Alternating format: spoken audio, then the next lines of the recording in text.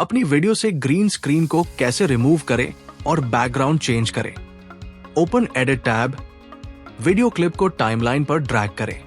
Background वाली video को नीचे वाली लेयर पर रखें और ग्रीन स्क्रीन वाली अपर लेयर पर। लेफ्ट सर्च बार में 3D की सर्च करें। इफेक्ट को ग्रीन स्क्रीन वीडियो पर ड्रैग करें। ओपन FX ओवरले सिलेक्ट करें। प्रीव्यू विंडो में ग्रीन कलर पर सिंगल लाइन खींचे।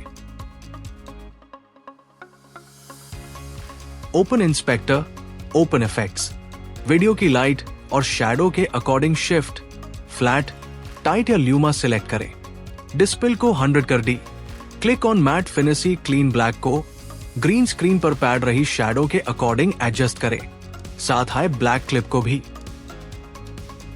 Now you adjust the background according to your preference and you have successfully removed the green screen. Thank you for watching.